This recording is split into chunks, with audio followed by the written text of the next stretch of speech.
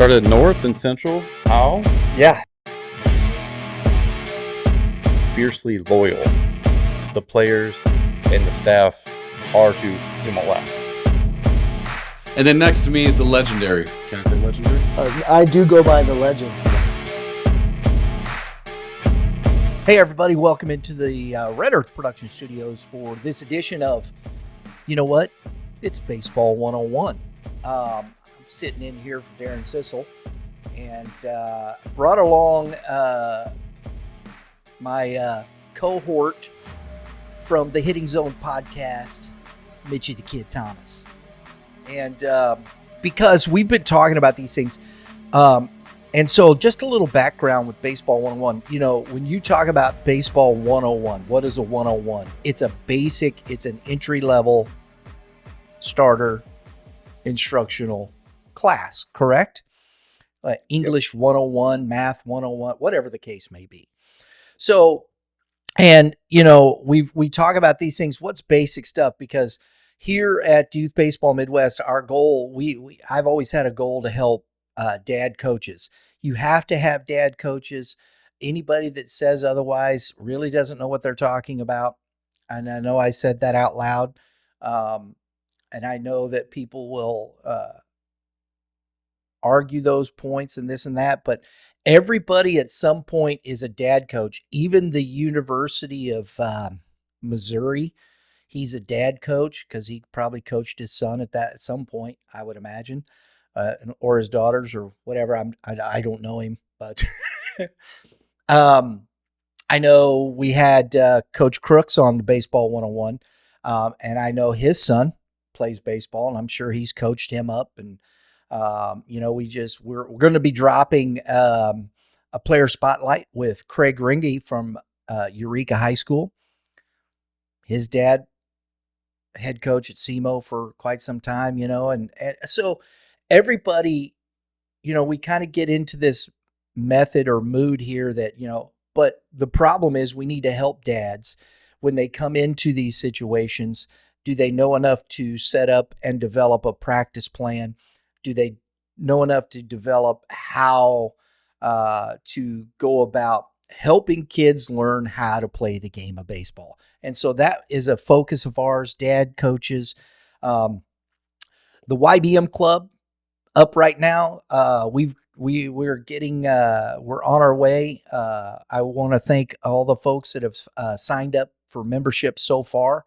YBM Club, become a legacy member. 50% off. Go there now. Get in. We got exclusive content.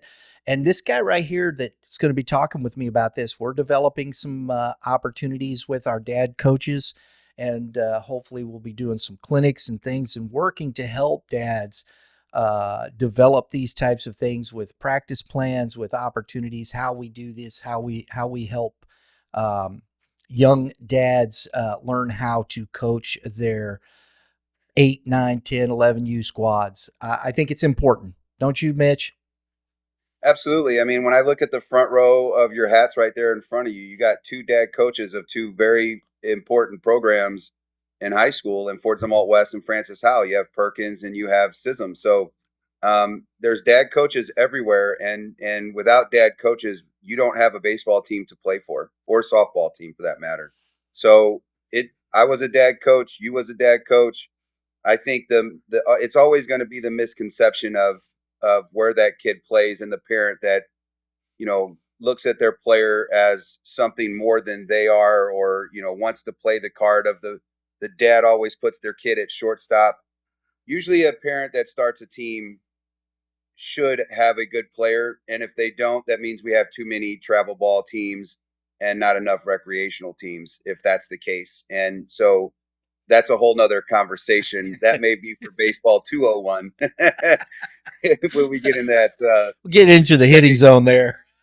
Yeah, second year of school here, if you will. Mm-hmm. So but dad coaches are absolutely needed. Absolutely. So one of the things that, and why I bring this up, is being prepared, organized, I believe helps you develop trust from the players. And I know you think trust is 9-year-olds. Hey, listen, they still, you'd be amazed. They still have to trust you because how do you get a 9-year-old to listen to you? They have to trust you, and that means you're organized. You setting things in motion. You're deliberate. You know what you're doing, and you speak to that level. Not only that, and better than that, it develops trust from the parents. If you come in, you're organized, you're ready, you're prepared. You can speak about what you want to accomplish with this 9U team. Have a plan. It goes a long way in helping the parents, develop that trust in you as a coach, and it makes it much easier throughout the season. Agreed? Yeah, when you think about the building that trust, it has to come from the routine, but you have to be so narrow focused on your practice plan, because if you're like this and you got things just spotting off everywhere, what do you think your 9-year-old athlete's going to do? They're going to do the same thing. And so you have to keep them busy, and you know what does that timeline look like? And so if you haven't had those experiences, this is a perfect show for that, because we're going to talk about that today. But you're absolutely right. If you cannot get trust in the parent's not going to stay. The parent's going to have those conversations at home. That 9-year-old's going to listen. There's always going to be emotions involved. And so building your structure, and your plan, and then executing it to the parent and to the kid, I think is a big deal before even practice starts. Like, here's what we're going to do today, and here's the why. And it just builds that trust so that that parent can look at you and go, why isn't that coach doing this here or doing that there? They know the plan going into it, and they watch you execute it, right? And then you go, oh, well, he kind of knows what he's doing, hopefully. Well, if nothing else, a parent looks at that and goes, well, at least he's trying to he's set the time to learn about how to do this. He has a plan. Whether I can ask a question and say, hey, coach, do you think we ought to try and do this or whatnot? Fine. But that parent knows at least he put time into this. It isn't just showing up and everybody goes, okay, what do we do now? And I've seen those. You show up at the cages and the kids are standing around and helmets and bats are everywhere. Gloves are on the ground. And everybody's just kind of like, what do we do? Well, what do you think we ought to do first? I've heard that in the cage. And it's like, you didn't come with a plan to set these kids in motion and what they need to do and how they need to do it. And that happens a lot. And I'm sure you see it in your facility. I do, and I've even been a part of making those mistakes. The big key for, well, one, I call them mistakes. Let's use them as learning opportunities. I'll call it that. Just the other day, I write out. I'm still old fashioned. I still write out my plan on a notepad, and I left my notepad at home. The fortunate piece for me is I have 20 plus years under my belt. I literally, I'm the one that put it on the paper, so I can execute it without that paper plan. But I've done it with my high school group recently, just because where I'm at, if I'm not just locked in, I'm all over the place. Well, guess what? I forget things. And so I had a whole workout plan, and I'm like, man, what did I do on today's workout for the kids? Because we have our bullpens today. What I do post throwing. And here I am going, what do you guys want to do today? Do you know how long it took us to figure that out? Like, it just wasted time, right? Yes. And so it's like, okay, I'm going to take a picture on my phone. I'm going to make sure I have it backed up on my app. I'm going to make sure if I forget something, because I'm doing a disservice to the athlete, which is the most important thing, is the player. I know that parents need to gain trust, but at the end of the day, like, if I can't get that athlete to buy in, lock in, and stay focused, I don't have that athlete, and I'm not going to get better that day. And that's just a wasted time. That's wasted time for the athlete. It's wasted resources for the parent. It's wasted time for the coach. So I strongly believe in a structure, and you stay with the structure. Don't deviate from it, because you have to stay focused just as much as you're going to ask your 9-year-olds. And I love your point there, because, when you're teaching, any kind of instructional thought process is a repetition-based process. You're learning, you continue to grow and do and build. But if you have no structure, if the foundation is got a lot of cracks and is pretty wobbly, and uh, that's how that 9-year-old learns learns that this is how practice is. And then as they move forward, that's their expectation. And then what happens when they get to somebody who is structured and whatnot, it sometimes goes really wrong. Then everybody's upset. Well, no, we don't do that. I don't need to do that. I don't need to. And I've seen those situations as well. So how you begin a 9U squad and how these kids learn what a practice is about is vital for them when they're reaching high school. And when you get to high school, I guarantee you, those practices are structured. Those coaches have plans, and you have to be on time. You meet them, and they do those things. Absolutely. And just to add to that, and I'm not sure if you're going to get to this a little bit later, but you can't just do it the day before practice and it's only a 1-day plan. This plan needs to be thought out for whatever amount of weeks that you're doing something. There's no way that you can ask a 9-year-old athlete to do a hitting drill. Let's say that it's the untie your shoes drill, or I call it the untie your shoes drill. Take your front foot over your back foot, stride out swing, because we're trying to get movement patterns or energy, right? Mm-hmm. So why do that 1 week and the next week incorporate a new drill when they weren't even really good at the first time they did it? So if you're doing these plans, they're not just one event plans. They need to be multiple dates. They need to be able to learn, because as you said, repetitions, they're not getting the reps to learn the movement patterns. And so if you're doing it 1 week because you don't want to be stale, that unfortunately that's not baseball. You have got to continue to repeat. We are creatures of habit, as just in general of humans. And so if you don't create the habit and you don't allow them to learn and continue to make mistakes and then get it and then get good at it, we're not doing anything for them. We're just going through the process because it looks cute, right? You want to go back to the fluff conversations that we had on our episodes on the Hitting Zone podcast. No, get rid of the fluff. Stick to the idea and run with it for 4 weeks.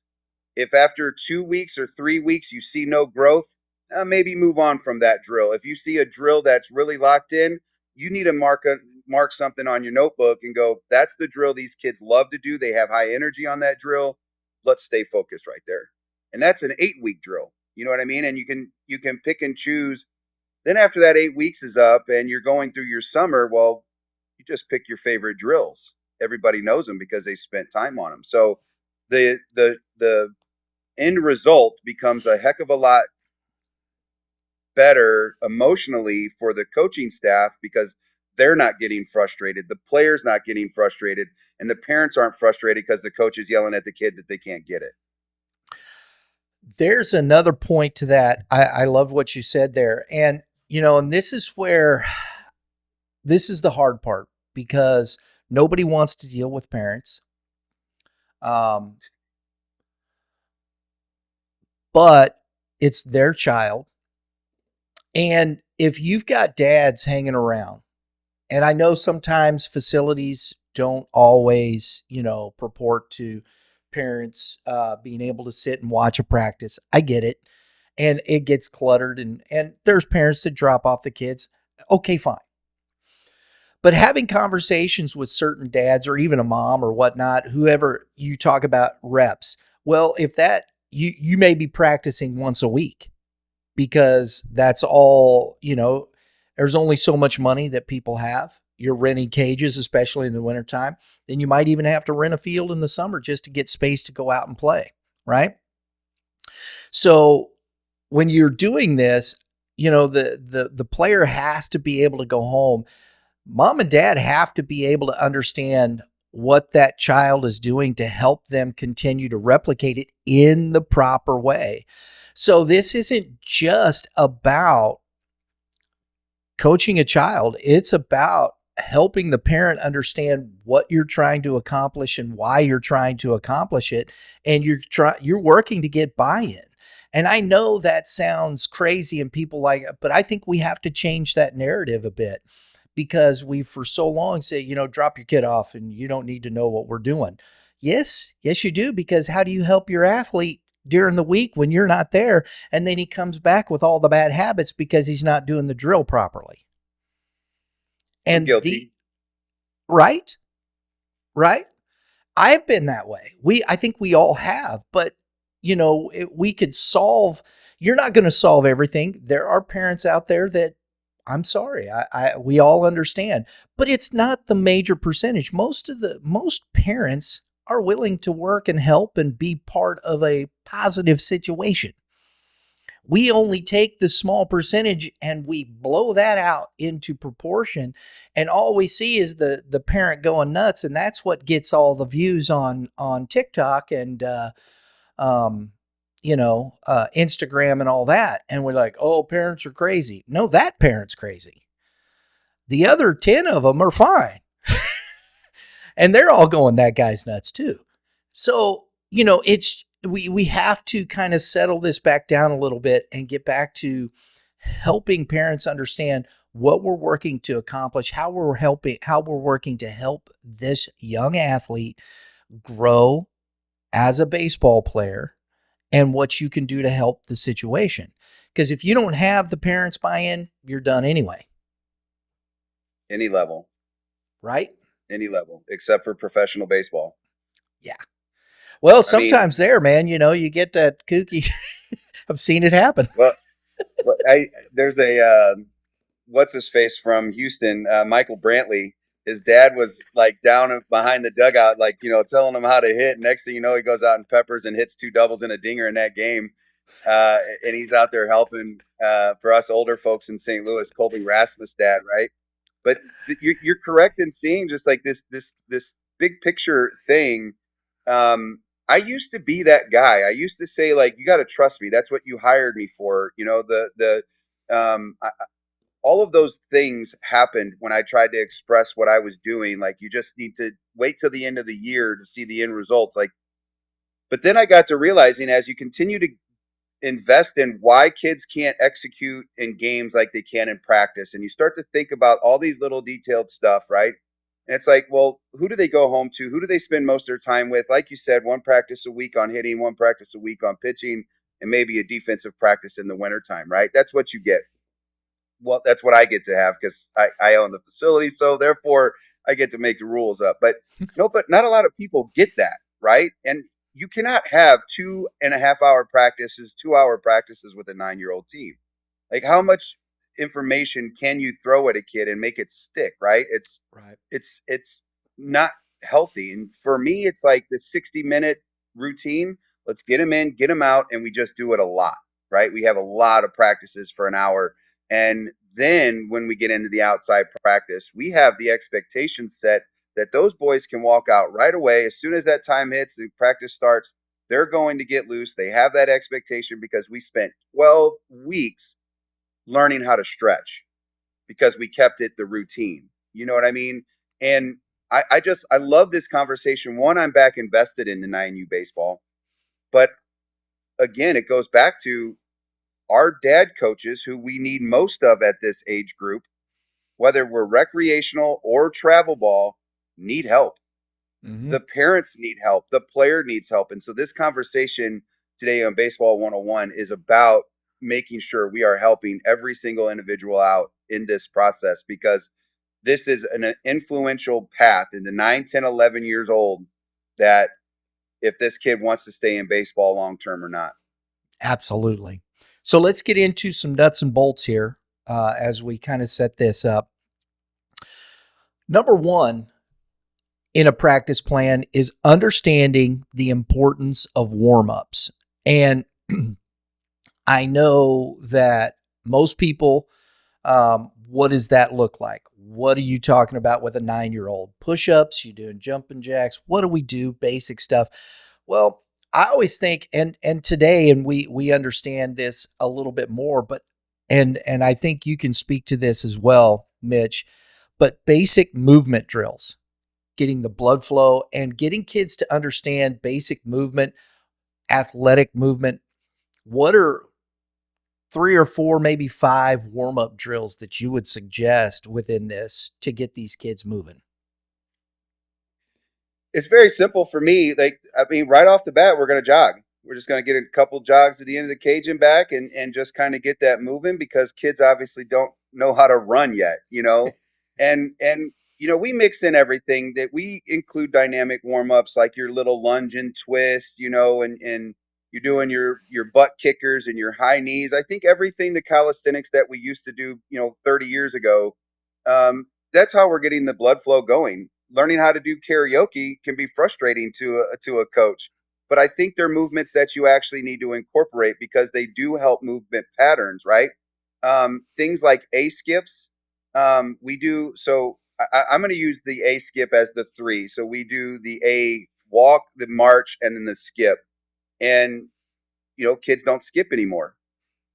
Well, how do we learn how to do certain things when we're running, or when we're moving to get ground balls, and how the feet need to have a short step, or any of these kinds of movements that they're making? How do we actually really teach them?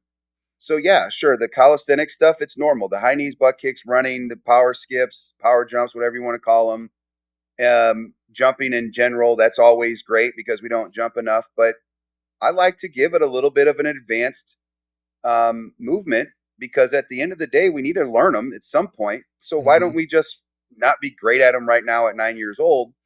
And those are my three favorite, that the kids do it and they just giggle and laugh because it looks so terrible. But if I could show you a drill, how that translated into one of our throwing moves because of the footwork exchange they had to do, and it's like, here we go.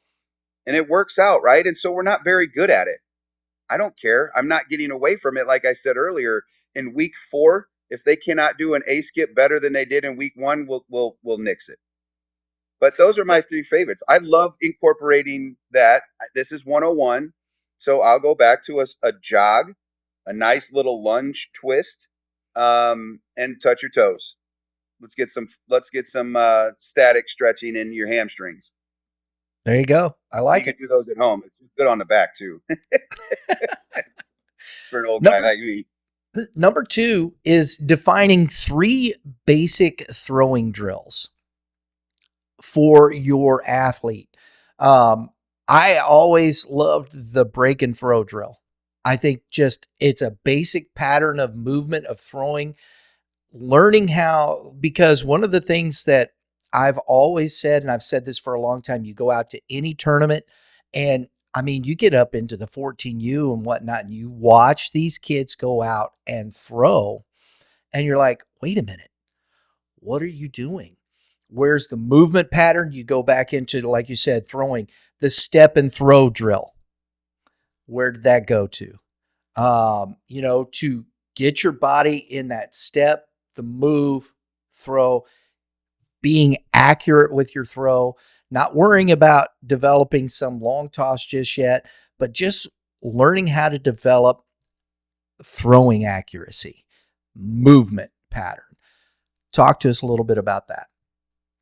I'll give you 3 things that we focused on. We just had our arm stuff yesterday for the 9U team. That was a big focus for me. Was a high elbow drill. Mm-hmm. So making sure that we have the arm, up, elbow up with the shoulder. Very simple drill. We like to do the break and throw, and we incorporate various movements in that, whether it's a step back, a jump back, or you're crossing in front, you're crossing behind, you're going to do a shuffle. All of those things still matter, because that has to happen. Mm-hmm. And you get kids with wild gloves, right? Well, the way to fix that is control that. So maybe you just start with a simple break. Right. Some people call it break the egg, or crack the egg. Um, Various things people use, but we how do you build the accuracy involved in that drill? Is these kids are just throwing to kind of throw. They Mm-hmm. don't know really any difference. And so for me, we lock in on eyesight. I want you to pick a target, whether it's this big or this big. I want you to keep your eyes on it the entire time. Do not worry about necessarily the break and throw, even though that's what we worked on first. I don't want you to be that your priority when we're talking about accuracy. I just want you to throw the ball to that spot. And the mind, like you said, the body always follows the mind. So if the mind is working to something, we're going to probably have decent mechanics to getting there because it has to do something. The body has to do something in order to sequence or organize or whatever, any word, fancy word you want to use there, to get to the target that you want to throw to. So for us, it's very simple. I love the break and throw stuff, and we incorporate multiple drills into the break and throw because that's a habit that has to be, it has to happen, right? So it Mm-hmm. has to happen every day. It has to happen every throw, from the mound. We work on leg lift stuff, Mm-hmm. and then again, just organizing the body as we move. So we create a whole lot of movement. But my favorite one right now for the younger kids is getting that elbow up, high elbow moves, whether that's working into figure eights or working into the rocker drills. It's one idea that can build a whole lot of reps into. So one drill, high elbow drill, can be used in multiple different ways. The figure eights, the step backs, the pivot pick, or not the pivot pick, excuse me, roll ins. And it's just, again, moving and understanding how to organize. And you can do that at this age. Do I think not sell your athletes short. you have to do it at this age. This is the fundamental place they have. If they learn this part, that makes it easier as they continue to grow. Period. I can't tell you how hard it is to break a 15-year-old kid from bad habits. Oh man, it's tough. It's tough, dude. We're in like 12 to 16 weeks, and I still can't get a kid to learn how to flip his arm up at the timing because of him just wanting to, like, he wants to get his arm like straight back, and then he wants to push throwing the ball, and it's like, dude, we're 16 weeks in. You either ish or get off the pot. You know what I mean? You have to figure it out. You're not going to be a pitcher. Go golf. Like it's so very hard to break 6 years of habits.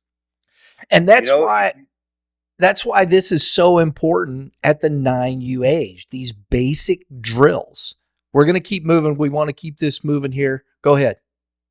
I want to add one part to that. Again, do not do it for 1 week.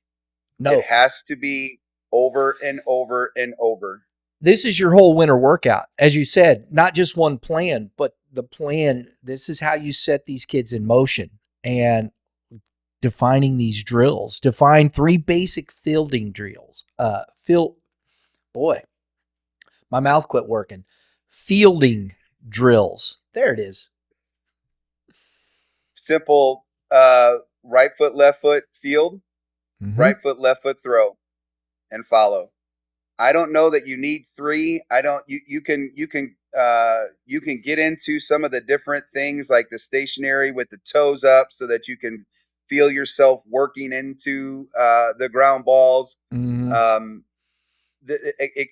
At 9U, again, 101, keep it as simple as you can. Learning how to, you could go with the 6 Fs, but I don't remember them all, which is Billy Ripken's fielding thing. To the field, funnel, footwork, whatever the rest of them are. But I think when you talk about simplicity for 9-year-olds, I like what you just said there, as far as the footwork. But then I always liked the practice stuff. We had wood paddles for the kids' hands, tennis balls to get the feel soft, trying to create a softness, an understanding of how you come fielding. Now today, everything's a lot, fielding through. So there's a difference in thought process. So I think that has to be just what you're, working towards in that respect. 100%. I think that's your baseball 201, your fielding 201, if you will, is the movement patterns that you're making in that. Again, it goes back to being accurate, right? It goes back to the things that we do. Again, making sure we warm up to throw and not throw to warm up. I think that happens in fielding too.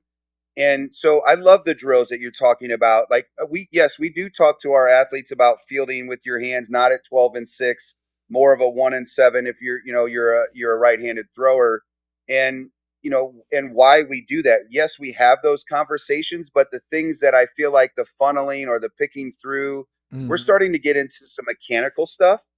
Why we may introduce your daily routines. We call them excuse me, we call them dailies. We have that stuff, right? We have the rolled ground balls that you're working on, funneling on your knees, and your picks and your short hops. We do create those habits, but I think for me on the drill side, like the focus is simply learning how to move properly, fielding right foot, left foot instead of left foot, right foot. I think that matters more than anything because our feet is what's going to help us field our ground balls, right? So the feet matter more than anything, and then our feet are going to matter how accurate we throw. We do a lot of drills based on that. Yes, we do the generic mechanic stuff that I say generic, which is actually super important. That stuff happens, and maybe I take it for granted because I call them dailies. It's like it has to be part of your everyday routine. And you can do this at home. This is what's cool about having tennis balls and having a brick wall or a concrete wall, bouncing tennis balls, learning these kinds of things. In practice, I think it's important to work your footwork. I think that's the most important thing to do at 9 years old is to work the footwork so that you can get in a good, accurate position or good position to throw the ball to your target. Gotcha. And we spend a lot of time on our feet. Last one here, of course, is near and dear to your heart. Defining 3 basic hitting drills. And I think, this, of course, everybody wants to hit. And I always do the hitting last because this is something I tell 9-year-olds. I tell 8-year-olds this. You have to earn the opportunity to hit. You have to get 3 outs. That's throwing, that's catching, that's getting outs. Focusing that first, the reward, the fun part, and later in life, it's the hardest part. Hitting is hard. But, to keep your focus on the throwing, the fielding, those types of things, it gives you the opportunity. Hitting is very hard. So making the priority on the outs, the defensive thought process, those things, I think is key to the succession and to success. So you should hold that into that higher place in hitting. Okay. Now we're here. What's, basic stuff for a 9-year-old? It's funny that you say that. And I'm going to backtrack a little bit to how you opened that little segment here about the hitting piece.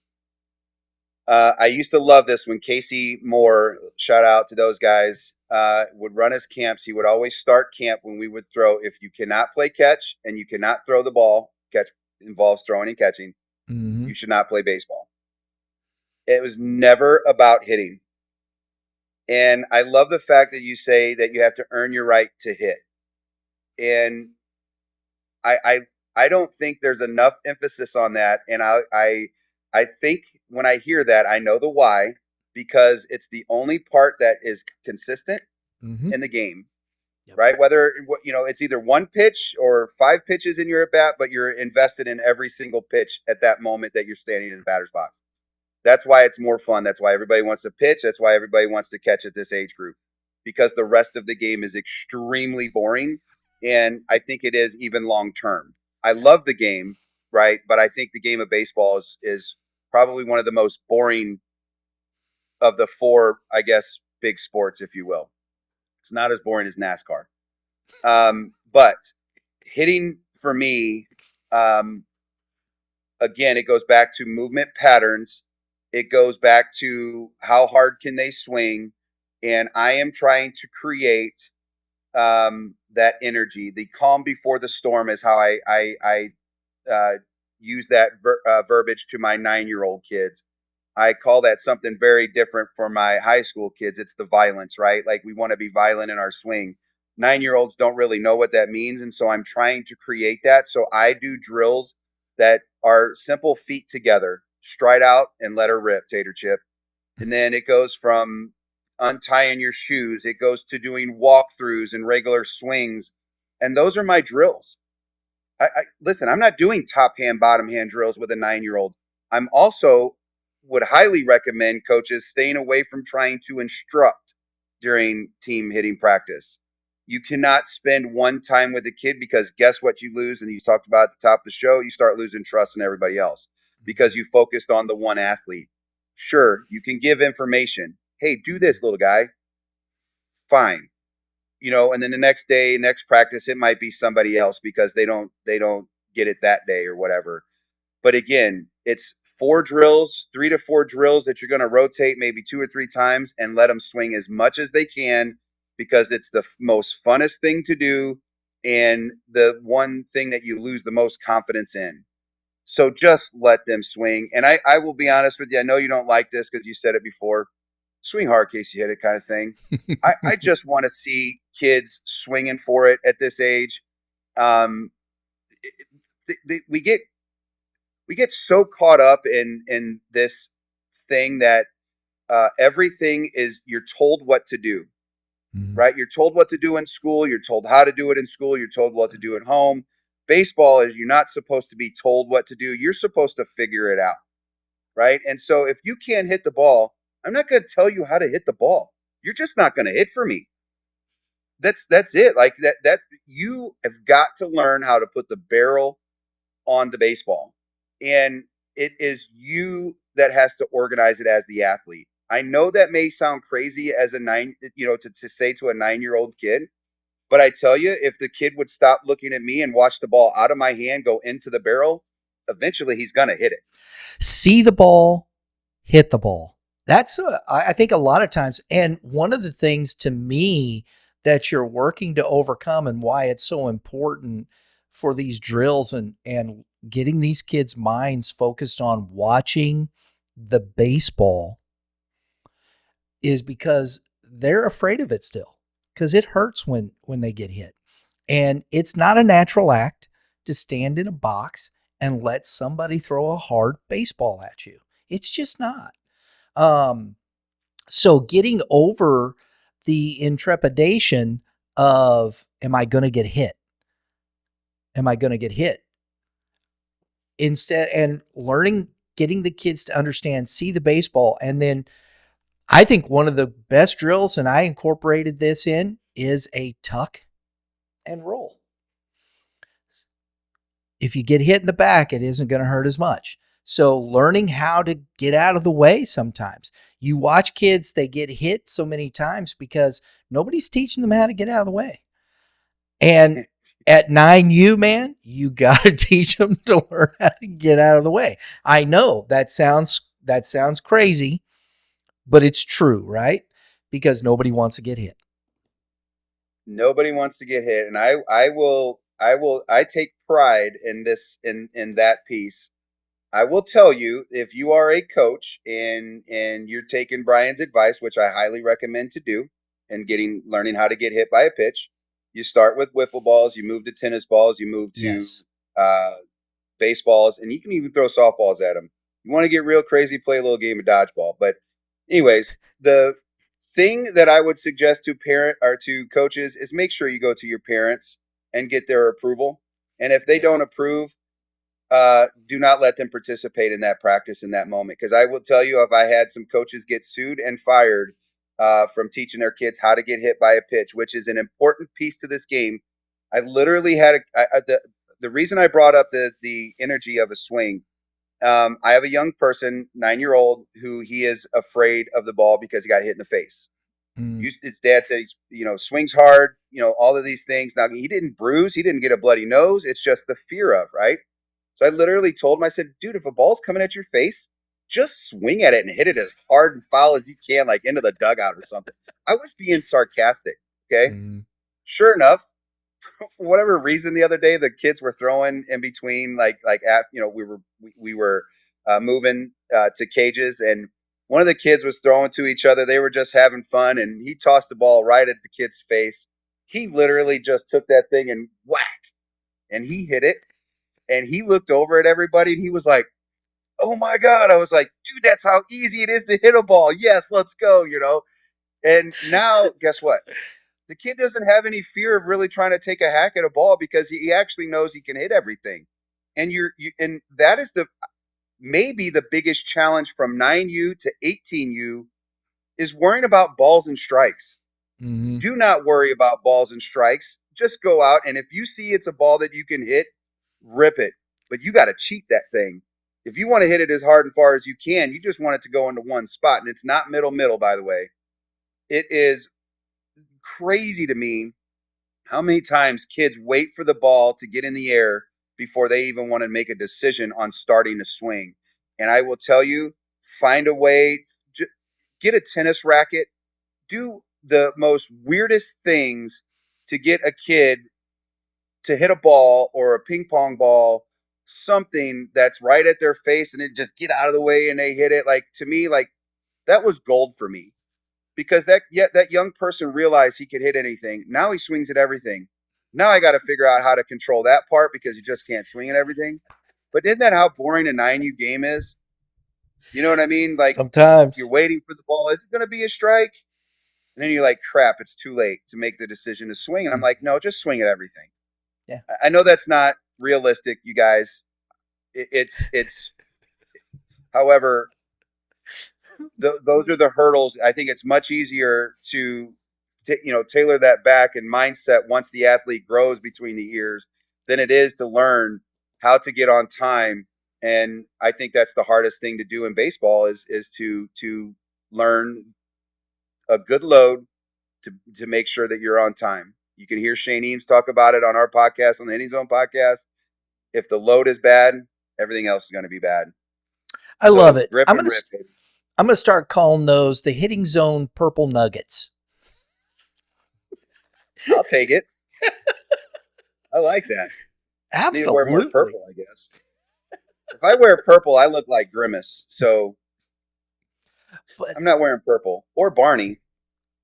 either We're one. both a little bit overweight. Man, you can't do that to me. Anyway, there you go. So we're going to be working on this stuff. Mitch, that was good stuff. I hope it helps you. If you have questions, drop a note. There's practice stuff out there. We're going to be working on these things inside the YBM Club. Please shoot us a message. DM us on, hey, Mitch, we're on TikTok. I don't know what that means, but we're on it. Starts with 2 T's. Sorry. Oh, mercy. Anywho, I'm such an immature person. Isn't there a community chat inside the YBM? absolutely. In the YBM Club. If you're a club member, you got our community chat. You can go in there, drop us a note, let us know what you think, what you'd like to see. We're going to be doing some polls, what people want to hear about, what's important. We got some cool stuff coming up because I like this with, Baseball 101. There's got to be some basic stuff helping dads, especially the younger dads. They're coming in. Maybe they haven't coached before, but they want to help. I love that part. The first time I coached, I was 19 and, going and looking and talking. And I always had coaches that were very basic, practices were always hard back in the day. And it was drills and learning and talking about, movement and all these things. And I've always thought that, those are the basics things. Your games, that's where you go have fun. Go have fun. Just go play. The game's fun. Practice is about learning. It's about instruction. It's about that. The game is where the kids got to go out and just let it go, man. Just go have fun. And we'll take notes. We'll look and see, and then we'll come back to practice and we'll reset and we'll keep working. And I think I've heard Coach P talk about that. I think those are great opportunities for us to understand how we help these kids continue to develop. So, Mitch, appreciate you, buddy. Yes, sir. Practice is hard, folks. Practice hard and good things will happen in your games. I promise you. There you Practice go. hard. Appreciate you guys joining us here on Baseball 101. Thanks for tuning in. Everybody have a great day in the Lord, and we'll see you next time.